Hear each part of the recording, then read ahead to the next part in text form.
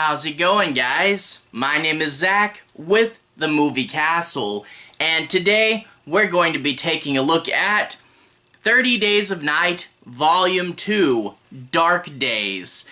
This is the sequel to the original comic 30 Days of Night, and it was once again written by Steve Niles with art by Ben Templesmith, and once again put out by IDW Comics. And I have to say, I was pleasantly surprised. The first one was a really good story, but kind of felt like a bottle, is like, well, and maybe bottle's not the right word, but a nice little self-contained story. I mean, obviously there's exploring how the world of vampires in this universe worked, but we obviously can't just say, hey, it's another 30 Days of Night, we're in Alaska again, we're doing the same thing again. And that would get pretty old, so how do you change it up, how do you shake it up? And this book is kind of, it does something interesting, where it does take what would be relatively standard sequel ideas, but then it starts to introduce all these other ideas on top of it, some world building, some ethical questions, a bunch of things like that. Who do you trust? And that really takes the idea that started off as a pretty standard sequel and change it into something that's a little thicker and better. The gist of it, no major spoilers, but in this volume, well, no major spoilers for this volume, but I will talk about Volume 1. But in this volume, the sheriff's wife, one of the few survivors of Barrow, she's sad, she's missing her husband, and it's over a year later, and she's leaving her hometown for what might be the last time. She's gotten really tough. One thing, looking back at the first, she was a lot tougher character than you think, but now she's kind of done like Ripley in Aliens, she's getting ready to fight the thing that vexed her earlier, and she's assembled a team of people, and she wrote a book. She wrote 30 Days of Night as a novel in order to draw the vampires out, and of course she's going to get the attention of the pre-existing vampire group, and I really do like, getting to see these characters finally meet each other, and, even though they're on the same side, things like, your approach is more aggressive than our approach kept us alive for a long, long time, and that's really where the book gets more interesting other than just a standard sequel piece. Things like, how do we convince the public that vampires are real, apparently after the first time, everybody thought, okay, something killed most of the people, but the vampire idea is probably just hysteria or something, and people really don't want to believe in vampires, and you can write the book, and then the bookseller will go behind your back and label it as fiction, and that'll get you all mad. And you can kill a vampire, but because you wrote the book, they're like, oh, that's just promotion, that's actors and special effects, you're pulling a big stunt. And in turn, it can get to the point where you kill a vampire in front of several witnesses, and no one's gonna think twice about it, which is a really interesting thought. And then we get the parallel between our hero and this book's main villain. Our hero lost her husband, and the main villain of this book is the wife of Vincent, the big bad vampire from last time. So they both have similar goals. They both want revenge for the death of their husband. So good parallels there, but also finding out more of this world's vampire lore, learning that there are several vampire elders and they're more powerful, and maybe vampires do slightly different things, and seeing them all over the city. And that's also a thing too. When I heard that this time around we were going to be in LA instead of the snow, and naturally I missed the setting, but again, what are you going to do? Just do the same thing again? So it's a change of pace, but Ben Templesmith's art was so good at showing us how things get lost in the snow. And I thought, what's his art going to be like in a different setting? This weird abstract style that he has. But really, you know, it's not snow, but there are things that the abstraction plays into. The darkness lit up, you know, with like various small light sources or muzzle flashes. So the darkness and the grime of the city really works really well. I think Ben Templesmith also did a Silent Hill comic, and after reading this one, I really want to go see what his Silent Hill comic's like. But yeah, it's a different setting, but still has that same feel, and I think a lot of the atmosphere carrying over is from keeping the same artist. They don't always do that in comics, keep the same artist after a plot arc. I'm glad they did here. It really helped with the transition. So, a ton of world building, doing something new. You know, it's got that sequel-y idea there, but it really does have layers on top of that. And also, I can't believe I didn't mention it earlier, 6 issues this time around. Oh my gosh, does that help. The first comic, I think, was only like 3, and in turn it did go a little too fast, but 6 issues is great. This comic naturally reads pretty fast, lots of big cinematic splashes, and, you know, not an overabundance of dialogue or voiceover text, so you can read through it really fast, so it really does help doing a full 6. 6 is a standard comic issue story, and just getting the runtime it deserves. That really does help. So overall, a pretty good sequel. Really did like it. It maybe didn't have the same iconic concept as the first, but it's a ton of world building and a ton of great atmosphere, but this time around, dark city streets and alleys and stuff. Really cool. Without further ado, if you guys want to see more of this book, I'm going to switch to the close-up camera. I'll show you guys a little bit more of a look at the release, some of the story, some of the art, but I'll be trying to avoid major spoilers. So without further ado, to the close-up camera. Alright, here we are inside the castle, taking a closer look at 30 Days of Night, Dark Days. Let's bring the book closer to the camera. We see that they do have the 2 on the side, but they don't really try to advertise it. 30 Days of Night always tries to be more about the volume name. By the way, after they did the main run, they would switch to an ongoing series, so if the numbers are white numbers over a black background, that's the original run, but if they're white background with black numbers, that's the second run of comics. So we're talking about volume 2 of the first run. But I do have to say, I really do like this cover, and it kind of mirrors the first. The first cover, really iconic, and you can see the third is a little bit more of a zoom out, and I guess we are like zooming out a little bit each time. And I have to say, I really do appreciate that the first 3 covers really match. We can see when we get into 4 and 5 that they'll start to change a little bit more and abandon the template, but at least for the first 3, we got really good matching covers. There's the barcode and the really old IDW logo, which I like way better. Their new logo is just the letters IDW. But anyway, $20 for the cover price. Yeah, pretty standard for 6 issues. And we get, of course, a little plug for the movie and some quotes, plot synopsis, and this nice photo on the back. They're almost like the Matrix with their black leather and sunglasses here. Can't help but wonder, when did the Matrix come out and when did this book come out?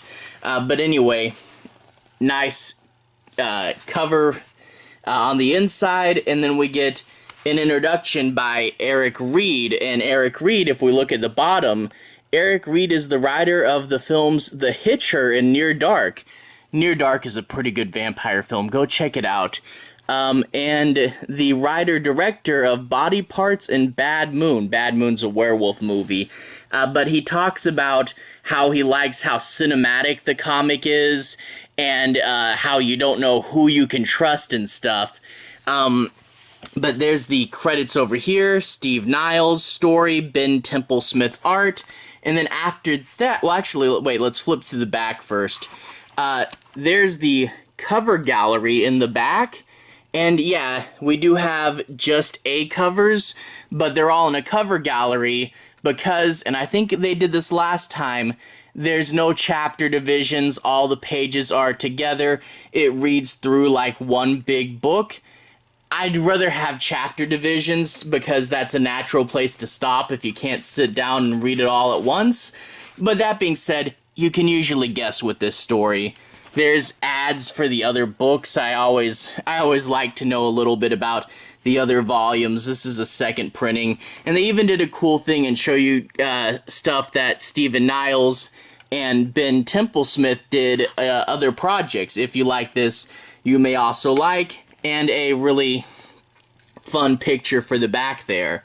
But anyway, without further ado, let's go ahead and show you guys a little bit of the inside. I'll try to be avoiding major spoilers, but I do want to make sure you guys know a little bit about what the story's about. But no major spoilers, but I'll show you guys some of the story and the inner artwork. And one thing I really do like is this actually goes back a little bit and once again shows us the ending to the original 30 Days of Night with the sheriff, who's now a vampire, and the wife, who also a police officer, and he gets destroyed in the sun, and we see her and his empty clothing there with a bunch of the ashes around it, and that really does help set up her motivation, her revenge scheme.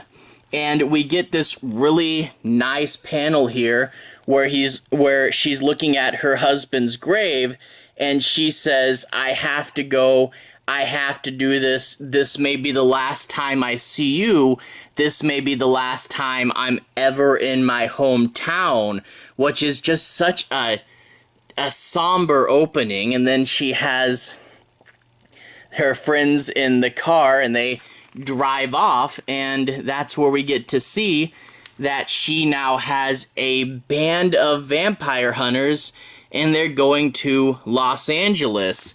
And we get to see a whole bunch of her stuff and how she does things. There's a fun scene where they order a bunch of explosives, and then a vampire will follow the weapons guy, and she has to fight it off with the cool new explosives they just got.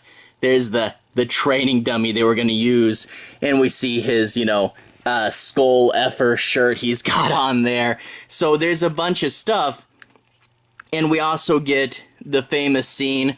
She's written the book, and they even kept the original book's cover art, and she says this whole thing about how you guys may not believe it, and I don't blame you, but I've rigged this whole room with UV lights, and I'm blocking the exits. If there's any vampires in here, go ahead and stand up, or I'll turn on the UV lights. And you get to see a bunch of them there, and obviously this scene plays out into quite the brawl. Man, there's a cool double page spread there. The vampires, their classic teeth and tongue and pale blue skin, keeps the style going. But we also get the mom of the vampire hunter. Remember, her kid died in the helicopter explosion, and she, over the past year, has just been kind of keeping to herself in the sense of depression. But they did actually recover her son's footage, and because of this book, she's like, okay, I need to finally make my move, I need to finally act. Maybe my footage with her book will be enough to convince someone.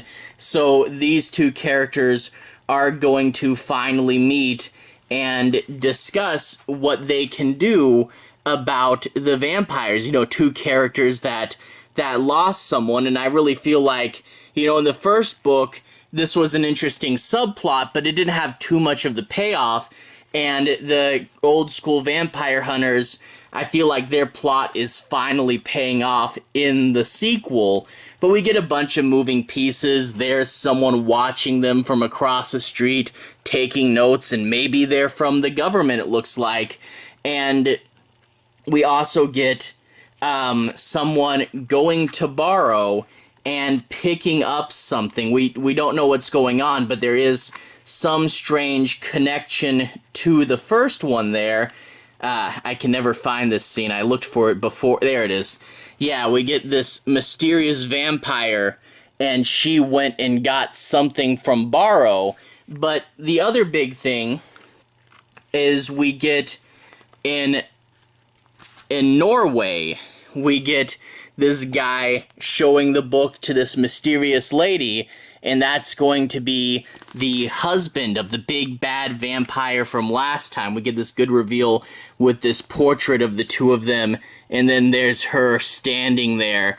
And yeah, lots and lots of moving pieces. It does take advantage of having a full 6 issues. This is a dream sequence, but look at the action here. This art, you know, it's not in the snow all the time. There are obviously like that one scene where we go back to Barrow, but it can be super simplified sometimes, very abstract at others, and very visceral sometimes. So this abstract feel, which works so well for the snow, it has to be doing nights and city grunge now, but it really does pull that off. And as weird as Ben Templesmith's artwork gets, I really did appreciate it. And yeah, there's one special vampire figure that's going to be kind of a wild card there, playing for his own side. There's one more scene I want to show you. A really cool scene with this guy is they talk about vampires, and she goes, "Look over there, behind the sign, there's one more vampire." And she goes, "They're everywhere, but you don't necessarily see them.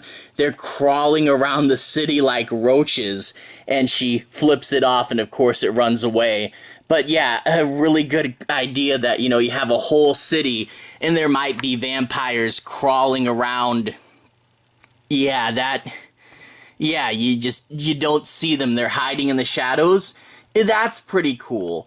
Now, that being said, there are a few things towards the end that I'd be curious what some people thought of. A few decisions that I can see some people totally getting and other people going, "Nah, why would you do that?" But a really cool finale that maybe is over a little bit too quickly. I kind of wish there was something bigger with that, but, you know, a part of me does wonder.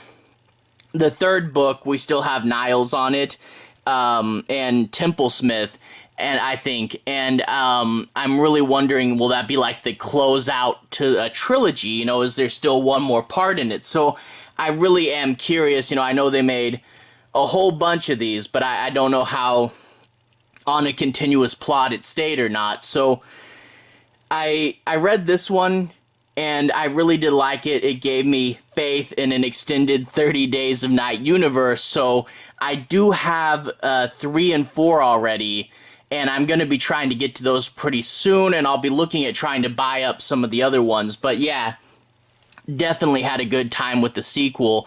I want to read, I think the first run ran 10 issues, and then the second run ran 3 more, so I think there's like 13 books I gotta get to. That's a whole lot, but after this I do want to read all of them, so hopefully I'll get to those. I want to get to those soon. Anyway, to everyone who's watched so far, thank you for watching. To everyone who's liked and subscribed, thank you. You really are helping the channel out. I'll leave a relevant playlist on the bottom. This should be my horror comics playlist, and I've covered a ton of horror comics, so if you want to see me talk about a bunch of other stuff, those will be in there, and you should probably also be able to find my review for the first 30 Days of Night comic in there if you want to see me talk about that one. Anyway, have a good day. I'll see you guys again very, very soon. Horror comics playlist on the bottom. Have a good day now.